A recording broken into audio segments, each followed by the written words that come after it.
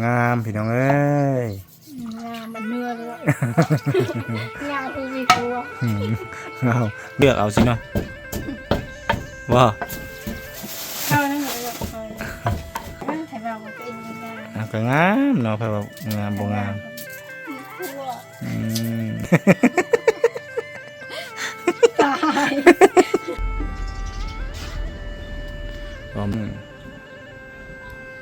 เป็นอะไรให้อีเมซีมเบิ่ง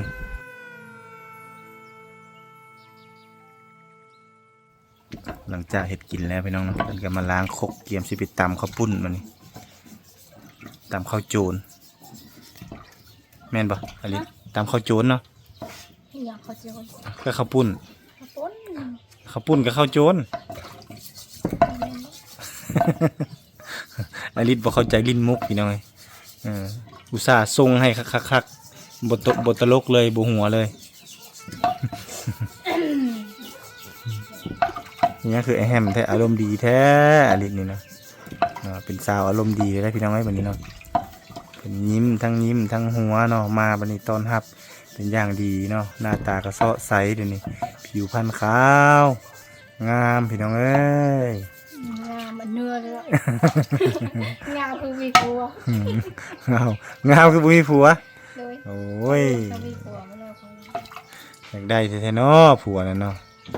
ผัวใครไปได้ผัวใครบ่อยากได้ผัวแต่ถ้าคันได้ผัวกับเขาอกหักทั้งประเทศเลยอกหักจากอลิศทั้งประเทศเลยแหละขนาดอลิศเขามักคันแล้วเนาะ FC ติดตามเจ้าทั่วประเทศเลยมักตูจีบใครโอ้ยอย่าว่าบ่จีบทนเขาเจ้าเซตมาหาจนโทรศัพท์จนอยากนอกเลยลองเปิดสัญญาณเน็ตหมดเลยครับบ่ติ้งเขาอันนั้นคนที่ค้นหาอีกนั่นแหละคันอายเอาให้แห้งเต็กเนาะอันนี้บ่อยากล่วงความเป็นส่วนตัวของน้องเพิ่นเลยบ่ได้เอาเบอร์เอาเฟซให้ไผเนาะมีแต่เขาฮู้แล้วเขาติดต่อมาเองก็คือว่าแหละอลิศเป็นคนเบื่อผู้ชายง่ายพี่น้องบ่แม่นบ่ฮะเอาบ่เบื่อได้สนะเอาคือว่าเซตมาหาลิ้นนำประมาณเดือน2 เดือนพัดบล็อกเขาคอยมาฮู้จะบ่ฮู้ตัวเจ้าเองเลยมาเป็นอีสังอยู่ดีๆคือเบื่อสิเนาะอลิศเอ้ยน้องอลิศคนงามมา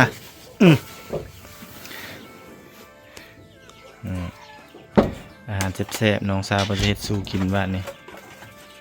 ตำข้าวปุ้นคนมักเผ็ดก็เฮ็ดเอาเด้อมักบ่เผ็ดก็เฮ็ดเอาเด้อเดี๋ยวนายมาติเพิ่นบ่ได้เอาตามเจ้ามักเลยเจ้ามักเผ็ดบ่มักบ่เผ็ดมักเผ็ดมันจึงเด็ดมันจังเดือดบ่คนกินเผ็ดเป็นคนใจร้อนบ่เขาว่าแม่นบ่ใจร้อนบ่ใจร้อนบ่เจ้าว่ะใจเย็นบ่ใจดีโอ้เนาะถูกต้องแล้วพี่น้องไงเป็นคนใจดีมีคนเอาละใจดีบ่มีคนเอาโอ้ยน้องสาวคนนี้จมตลอดพี่น้องไงว่าบ่มีไผเอาอ้ายก็บ่ได้หาคนที่ มาจีบเพิ่นจักให้เทินถูกใจแน่เนาะคันพามานี่คิดเปิดใจอยู่บ่เปิดบ่เปิดแรกเท่านั้นเนาะถือว่าเพิ่นก็อันนั้นอยู่เราอย่ามันโนจะตามเพิ่นเว้านี่คือจริงจังนะพี่น้องเอ้ยจริงจังยันมายันนั่นบ่ใครเข้าประตูห้องนั่นยันซ่องเบิ่งอยู่ป้องแล้วเห็นขี้ร้ายแล้วบ่นั้นเลยนะเห็นได้ซะโอ้ว้าวนี่คือมัดพี่น้องเอ้ยถ้าถึกใจขี้หลายมันเที่ยวนั้นเที่ยวกับขี้หลายโจรทับแต่ครับได้มื้อเนาะโอ้ยเนาะว้าวแบบนี้แฮงเต็กเลย FC ใจละลายพี่น้องเอ้ยใจละลายเลยเนาะขอเพียงแต่ถึกใจเท่านั้นเนาะสิพามาจากคนเด้จังสิถึกใจนี่เอามาจาก10 คนเนาะให้เลือกเอาสิเนาะว่าเข้านั่นเลยอลิศเพิ่นท่อมตนตลอดพี่น้องเป็นผู้หญิงที่ท่อมตนว่าตัวเองบ่งามเนาะ แต่คนอื่นเขาแหละ ก็มางามไม่ดีนะใครบอกว่าตัวเองไม่งาม ก็งามเนาะไผว่างามบ่งาม มีผัว อืม คันงามมันต้องมีผัวโลดบางเทื่อคนงามเขาบ่เอาผัวก็มีนะเขาอยู่เป็นโสดเด้อยากไปใส่กับไปบ่มีผู้คุมเนี่ยเขามักนะก็มีในเมืองเลย คันมันมีผัวแล้วนี่โอ้อยากไปลิ้นน้ำหมูน้ำคู่อยากไปนั่นไปนี่ซุ่มแซวกันยากเด้ยันผัวแล้วคือเผาบรูเฮาแต่แห้งเต็กเลยเนาะ เรารู้มา ไปบ่ได้เนาะ คนแบบว่าเขามีแบบนี้ โอ้ แบบว่าเขา นั่นนั้น เนี่ย เขาว่าเฮาเท่า เนี่ย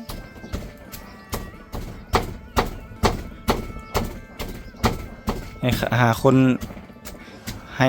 บ่มาแต่งเลยแต่งเมื่อเลยฮะ ยัง เอาให้แล้วก็มาแล้วก็แต่งเมื่อเลยแหล้วผู้ดีละแม่เจ้าให้เลยแหละแม่เจ้าเนาะ เออ บ่มีผู้เฮ็ดเวียกได้บัดนี้เนาะให้ได้แม่เจ้าได้แม่เจ้านั้นให้เลยแหละคันอลิศเอาผัวแล้วนี่เพราะว่าบ่มีคนช่วยเวียกทุกมื้อนี้มีแต่อลิศนี่แหละเนาะเป็นเสาหลักของครอบครัวที่ว่านักเอาเบาสู้เฮ็ดเวียกช่วยพ่อช่วยแม่เอาแท้เอาว่าได้น้องสาวบ่ได้เนี่ยนั่นแหละจังว่าคันไผได้ไปนี่โชคดีที่สุดสำหรับน้องอลิศ โชคดี โชคดีแหละคน โชคดีจากสะพายจากแต่งจาก ส่งหายฮะส่งหายแล้วคันมีอันนั้นแหละเจ้าหึงผัวนั่นแหละ พึ่งพัว เออ พึ่งเห็น เอามื้อเทื่อผัวไปกินเหล้ากินเบียร์ไปซุ่มแซว เมื่อคอยพึ่งนะ อ้าว บอกพึ่งนี่แหละ นั่นนั่นโอ้จื่อเด้อจื่อเด้อคำเฮาเด้อ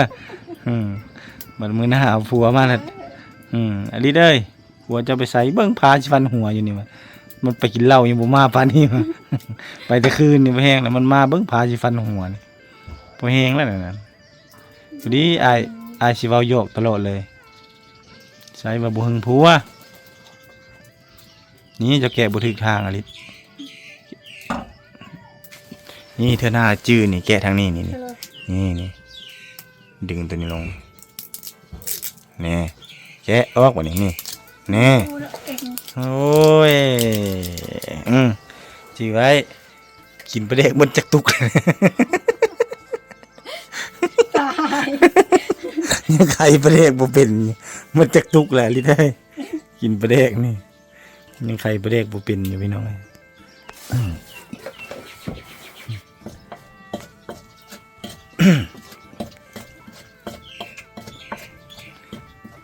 กินหลายๆคนจังแซ่บบ่แม่นไอ้เว้าเด้เจ้ามาสุดนี่เจ้าหุ่นดีเจ้างามเพอร์เฟกต์สุดนี่ หล่อ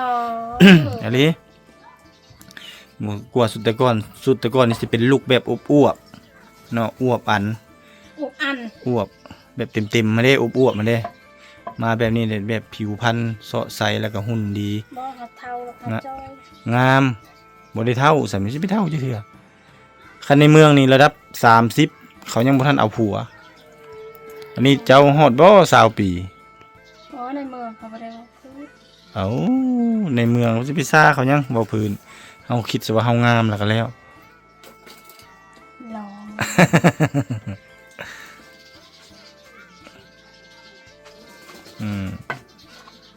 บ่บ่วงบ่ เอาให้ อยู่ไส อยู่กระตาย ตานี่บ่โอเคอ้าวตามยุกยั่วกินแซ่บ ก่อนนะ อ้าวโอเค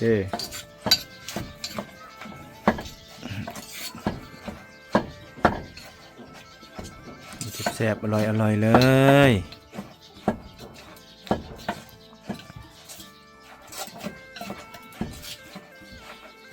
แม่ไปใส่แล้ววะแม่เจ้าบนหนึ่งเข้าไปหนึ่ง เข้าหัวนึง โอ้เจ้าบนหนึ่งแน่นอน เดี๋ยวนี้มีแต่เข่ามันหน่อยดีเนาะอลิศเลยบนหนึ่งเลยอลิศมาแต่เวียกเมื่อยเนาะไว้คำหนึ่งพี่น้องเนาะโอ้ยนกเอี้ยงอุดมสมบูรณ์แท้อ้าวซิมเบิ้งมันนี่ ตัวไปก่อนมันเลย มันน่ะนั่นเด้มันบ่มีน้ำเด้ นี่แหละ มันมีน้ำมันเป็นก้อนปกติต่ำมันนี่มันต้องมีน้ำเพราะว่ามันเป็นข้าวปุ้นน้ำมันเป็นข้าวปุ้นในข้าวปุ้นแป้งหูบอกข้าวปุ้นนี่เขาเอาหยังเห็ดเขามันต้นนี่เห็ดไดกินมันต้นคือเก้าเนี่ยแซ่บปะฮะเค็มนัวจาง บ่แซ่บ บ่แซ่บแซ่บตื่มลงไปบ่มีน้ำตาลบ่จะบ่ได้ใส่น้ำตาล อันนี้ จะบ่มัก เออ คือบ่เอาสมอกีนี่ ใส่น้ำตาลก็ได้ บ่ใส่ก็ได้เนาะเพราะว่าอลิสมีความหวานอยู่ในตัวอยู่แล้วพี่น้องน้ำตาลก็บ่ต้องใส่ เออดอก นักทาลี่แหละเห็นขนาดได้ถ่ายไปนี่ก็ยังFC เห็นคือ FC ก็ยังยิ้มตามนี่เวลาอลิสยิ้มแห้งงามพี่น้องอยากมานั่งถ่ายแบบนี้ทุกมื้อให้ FC ได้เห็นได้เบิ่งได้ชมความงามของน้องสาวเพิ่นถ้วยปะอันนั้นเลยก็ได้บ่ซีมเลยเนาะมันแซ่บอยู่แล้วเนาะบ่ต้องซีมก็ได้พี่น้อยเพราะว่าอร่อยอยู่แล้วเพิ่นว่าเอาลงเลยบ่เอาก้นเอาคกทอกลงเลยนั่นล่ะมาไอ้จับตัวนี้เอาลงกวดมามันอยากเหนียวเนาะติดคกเนาะ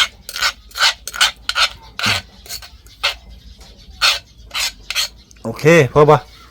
เนาะโอเคเอาเรียบร้อยพี่น้องเอ้ยเมนูให้น้องสาวเพิ่นตักนี่แล้วก็ตักอ้อมไปกินบัดเดียวเลย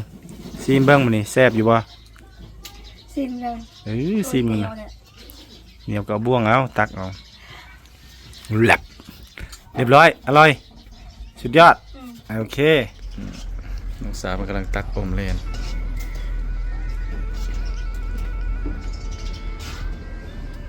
อ้อมเล่นฝีมืออลิศพี่น้องเอ้ยแซ่บๆอาหารแบบนี้โอ้ยโดนได้กินเถอะเนาะ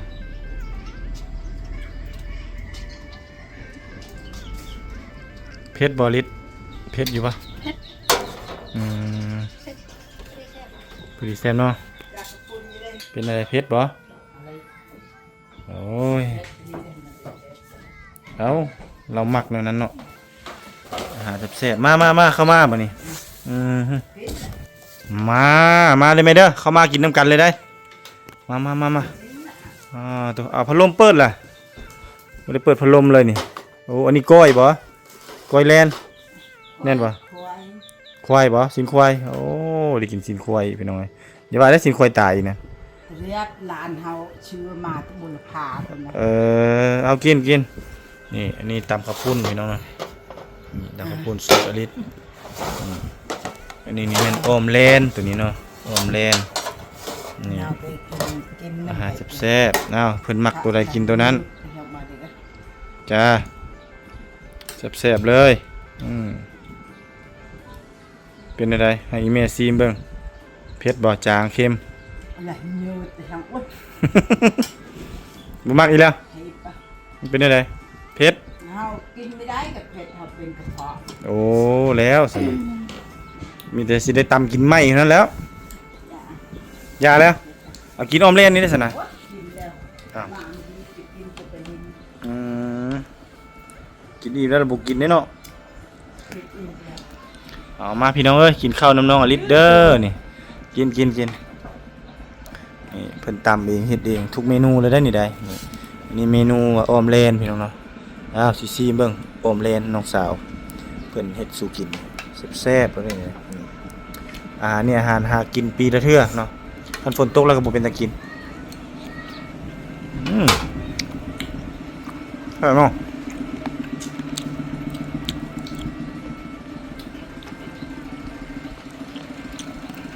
ไปเนาะเอามาเข้าจะโดยมาแต่ให้ป่ะ ไปมาเป็นแนวเนี่ย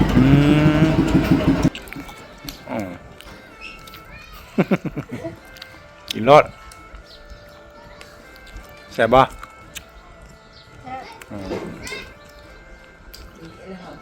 ใส่ มากินข้าวกินส้มนี่ตำส้มนี่กินข้าวปุ้นตำข้าวปุ้นมาอย่าว่าเอาโลดนะบักลายนี่ใช้มิกในลายบ่มิก บ้านตัวไหนนะ มื้อนี้บ่ถึกบ่บ่มานเลยบ่ได้ตัวยังโอ้ได้หนูหวายพี่น้องเอ้ยพุ่นได้หมูหวายตัวนึงแล้วก็ผักเน่าอันนี้เนาะกีดผักเน่ามื้อนี้บ่มานเนาะมานแต่หนูหวายตัวเดียว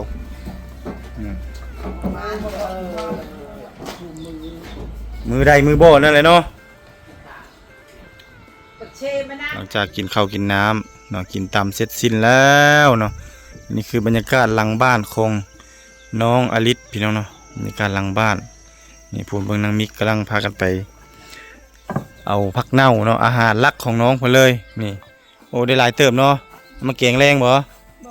นายอ่ะให้อ้ายนี่บ่โอ้พูนพี่น้องเพิ่นเอาเก็บมาให้ได้นี่เลยเพิ่นกินตลอดนี่เนาะเก็บผักเน่ามาให้พูนมิกลงหรือบ่มิกได้หลายแล้วก็พอแล้วมิกเอ้ยนี่แกงสนมไม้ทอดใส่อันนั้นก็แซ่บนี่คือกบผักเน่าทอดใส่ไข่ก็แซ่บได้นี่นี่โอ้หลายเติบเนาะนี่เนาะนี่อยู่แถวนี้แม่นหมดนี่สามารถเอาได้หมดเลยมีหลายเติบอันนี้ก็เอาได้นี่ก็เอาได้หลายเลยมิกเอ้ยหลายแล้วบ่หลายแล้วก็พอลงมาโอ้หนาวหลายอยู่พี่น้องหลายอยู่ได้พักเน่านี่ได้มันได้อึด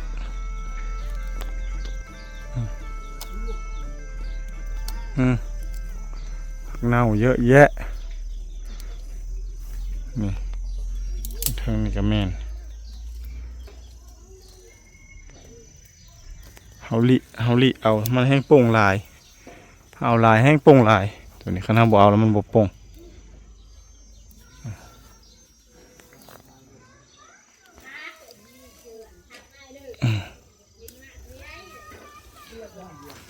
นี่ก็แม่น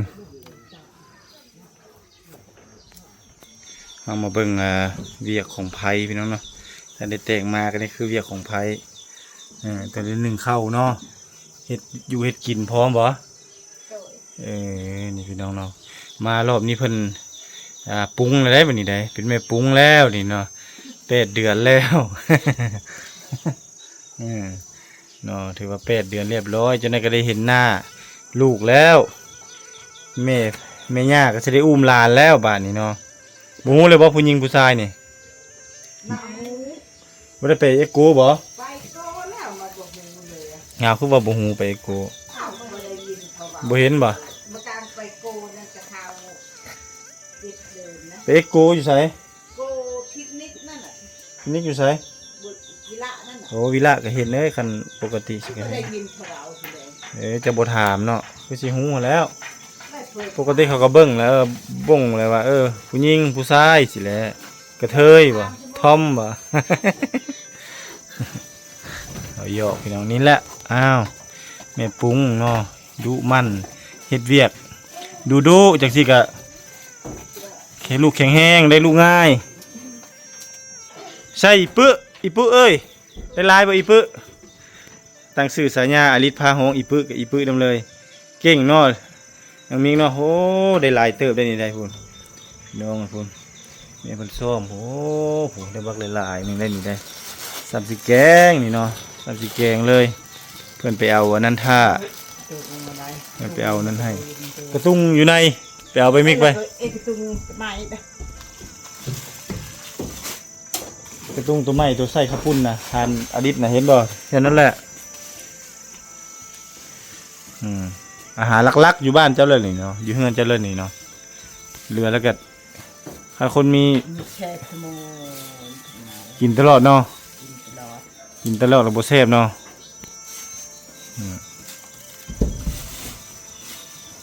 แล้วไปตำกินอีกเด้อข้าวปุ้นนะเด้อยังถุงหนึงนะมีอีกเด้อ แกงก็ไม่แกงเนาะ เอ้ย เมื่อยแกงแล้วเพิ่นว่าลายคักอันนี้เอาไปปลูกสิคักอันนี้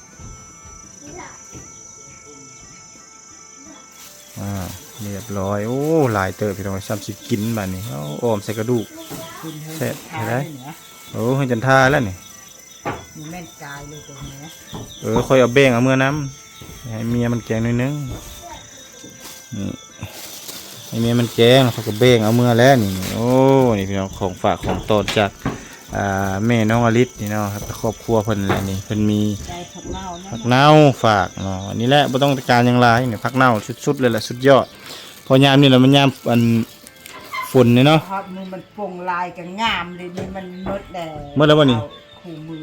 นี่ อี ผักเน่า ขายเฮอแม่เขาตรงนั้นนะช็อปมันน้ำเจอชองเธอเลย สองเทื่อแล้ว เจอได้40,000 40,000เป็นลง เช้านี้อีก เป็นลงกุ้งไก่หมดบ่ มันชื่อขนมได้ของไก่ไป โอ้ ชื่อ ไปกินขนมหมดเนาะแล้ว ขนม อ้าว กลับมาหา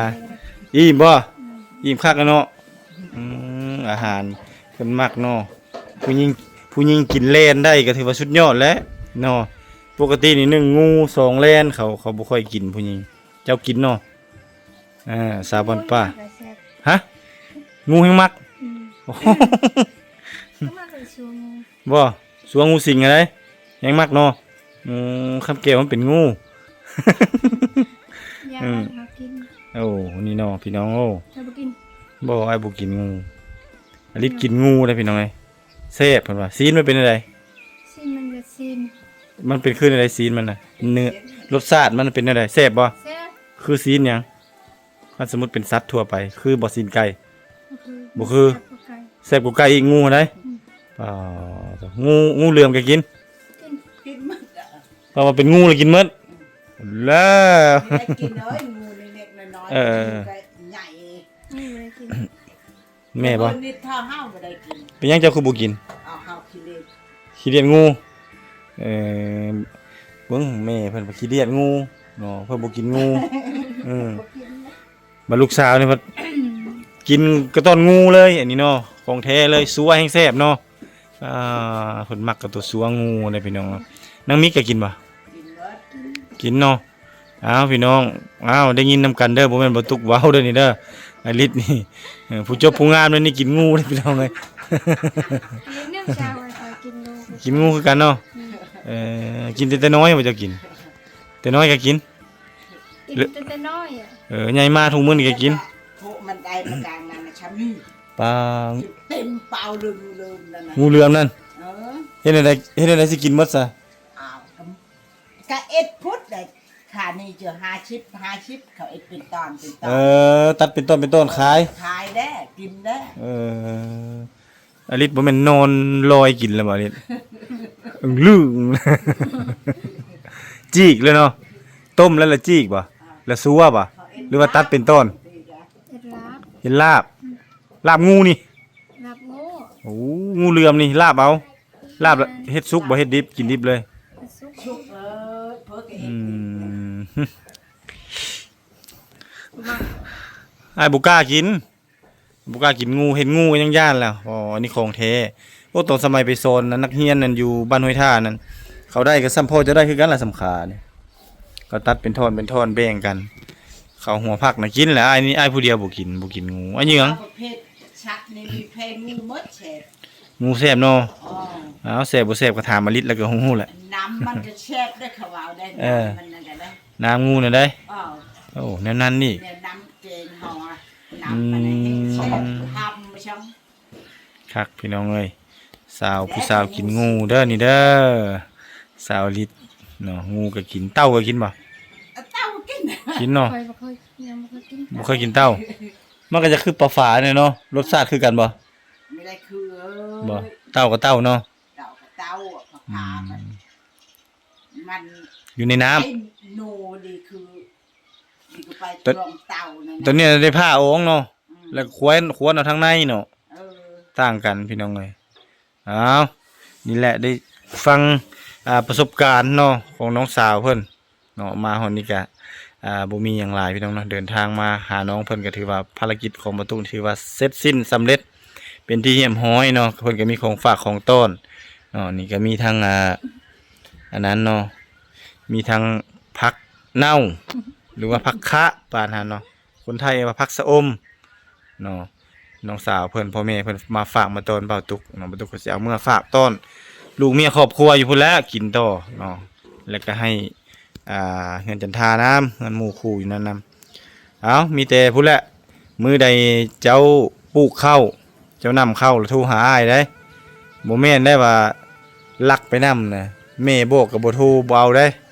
บอกอ้ายเนาะบางเทื่อมี FC เขาเจ้าอยากมาฝากนั้นฝากนี้มาช่วยเหลือก็มีเนาะต้องบอกว่ามื้อนั้นมื้อนี้สิลงปลูกข้าวเด้อไอ้ตุกเด้อมีแต่บอกล่วงหน้าก่อนประมาณ 3-4 มื้อเนาะเพื่อค่อยเตรียมตัวเด้บ่แม่นว่าบอกมื้ออื่นนี่ได้ปลูกแล้วโทรบอกมื้อนี้โลดก็บ่ทันแหละเนาะคันโทรบอกมื้อนี้ปุ๊บมื้อเทื่อตอนแลงตอนเช้ามื้อเทื่ออ้ายไปเฮ็ดเวียกเฮ็ดงานอยู่ไปถ่ายคลิปอยู่บ่อื่นมาบ่ทันแหละเพราะว่าอ้ายอยากมาเก็บบรรยากาศเก่าๆคือถ้าเจ้าเคยปลูกข้าวนะแม่ค่อยละมาค่อยละมาถ่ายบรรยากาศซักหลายๆคนจึกแล้วผู้ยอดละยอดถ้าเจ้าเอาใส่ไม้บ่หรือว่าใส่กระหยังนี่เข้า ใส่กระยัง กระหยังแล้วละจับเอานี่เอาค่อยเห็นแบบหนึงเขาเฮ็ดแม่นี่เขาใส่กระตุ้งหัวเสือนี่ใส่กระตุ้งหัวเสือนั่นแหละอันเขาเจาะหูน้อยๆเจาะหูแหละเอาโถกใส่นั้นเอาทางก้นมันปิ้นขึ้นแล้วเอามือนี่ตันเอาใส่ขุมนั้นจอดอัดง่ายได้ลีได้เฮ็ดเบิ่งเด้อผู้เสือเด้อ เอ็นในเลิกกันทำได้เอาเรื่องกันทำมา เฮ็ดนะจอดนะก็ทุ่มกันนั่นแหละจับมือหนึ่งก็ใส่ไม้น่ะตำมา เจ้าก็เต็ดกินละมา นี่สิบอกสัตว์อันนี้เข้านี่เขาเอามือตันโอ้โถเขาเอามือตันนี่อันนี้เบิ่งซ้ายเนาะ หูลุงนะ เอาใส่หูลุงมันนี่เนาะนี่ตัวอย่างมันนี่เด้อนี่จอดลงแล้วก็เบื้องครัวนี่ก็ตำตึบนี่ไปง่ายนี่หมดเข้านี่แล้วก็ตักเฮ็ดนี่ลองมึงเด้อเขาเห็นใน TikTok เห็นเขาเฮ็ดนี่วิธีเขาเฮ็ดนี่เขาเห็นใน TikTok แม่สกา ซักอันนี้ก็คือกัน มันอ้อมีใบอะบอก ไวไปใส่สิบ่ไวคือกันนี่ แม่ก็มันออนไลน์ โอ้เฮาก็เจาะเอานั่นเอาเฮาเอา เจาะหูใหญ่แล้วก็ในกระเป๋าที่กันจบในจะกระห้องหน้า บ่แล้วเว้า ดูก็เห็นในจับคือกัน เอาจักก็เอาฟ้านี่เลย เขาตัดเขาได้เว้นใช่แล้วก็นี่แม่น บ่ก็ได้ตัวนี้เฮาก็เฮ็ดแบบนึงอีกเฮาก็เอาตัวบ่นี่เฮาตัดผิดก็ได้เฮาใส่หลายๆแต่ว่าตัวนี้เฮาบ่หั่นออกนี่เฮาเอาอันนั้นเอานี่เอาเหล็กซีเด้อใหญ่ๆตัวเฮายิงปลาอย่างมาจี้ไฟแล้วก็ค่อยซีตรงนี้แล้วก็ค่อยเอาหูนี่พันเอาจะเอาขนาดซำใดเนาะ โอ้ยตัววาวในเลิกกันมีแพ้มือละใบละงานมีแพ้เอาเชื่อเด็กยังนั่น เอาลองเบิ่งค่อยมาค่อยสิเฮ็ดลองเบิ่ง ล่ะ ค่อยมาแล้วค่อยสิลองเบิ่งเด้อว่าตัวใดมันสิไวกว่ากัน มาทอด คันว่า มันมีใบมด คันว่ามือนี่แหละ ใบมด มือแล้วมันเพื่อมันเหี่ยเอาใส่มันเหี่ยมันฟงคันอันนี้แหละมันบ่ฟงตัวนี้ อันนี้สกาง่าย กล้ากับปลูกเข้ากันอันเดียวกันนั่นแล้วหาแม่นแล้ววะ บ่แม่นแหละ เอ้าก็คือกันนั่นแหละนี่ นี่ จะซักเอานั้นซักเอาบ่แม่นเอามีคนซักลุ่มจังหาก ชักลุงต่างหาปอนกาต่างหา โอ้ยอันเดียวหั่นแล้ว เดี๋ยวเป็นกาเป็นนี่ยอดนี่ โอ้ยเขาจับเอาคันทำบ่อยากใส่ตุกน้อยนี่ก็ใส่ตุกกลางนั่นใส่ตุกกลางมันจังอันนั้นเด้เอาหยอดจอดเอาสาธิตให้เบิ่งจะซื้อยังผิดกันเลยพี่น้อง คันเฮ็ดอีหลีนี่สิบ่พอแห้งมื้อนี้เอาเมื่อก็เด้อลิดเด้อมื้อนี้เด้อกลับก่อนเด้ออยู่ดีมีแห้งมีแต่ฮอดมื้อนั้นละบอกอ้ายเด้ออ้ายสิมาอีกได้มื้อนั้นเนาะมาถ่ายทอดวิถีชีวิตการปลูกข้าวปลูกน้ำว่าปีนี้มันสิงามบ่เนาะเพิ่นสิหมดข้าวจักกระสอบปีนี้ พอละนี่ สำหรับการปลูกข้าวปลูกน้ำของครอบครัวน้องอลิศพี่น้องเนาะปนเลยกระมูลบ่อ้ายเจ้าน่ะอ้ายเจ้าไปปนเลยกระมูลใกล้สิได้เอ้ยพายอีกแล้วเนาะ อันได้ไม่เด้อกลับก่อนนะมื้อนี้เด้ออยู่ดีมีแฮงบันชวนเด้อกลับกันเด้อมิงเด้อขอบใจหลายๆสำหรับนี่ ต้นผักชะอมพี่น้องเนาะผักชะอมมาอ้าวครบทั้งอันนั้นก่อนกลับกันเด้อขอบใจหลายๆเด้อให้แข็งแรงทั้งแม่ทั้งลูกเด้อมือคอดมือหยังพูดแหละจากสิมาเดี๋ยวสิซื้อสุดงามๆมาให้ฮู้ก่อนว่าเป็นเพศหญิงบ่เพศชายเนาะสิได้ซื้ออันสุดผู้หญิงมาให้ไปโอ้เป็นผู้ชายบ่เอาไอ้โน เอายิงทรายก็ดีหมดพี่น้องเอ้ยเอากลับก็ได้ลิเด้อบ๊ายบาย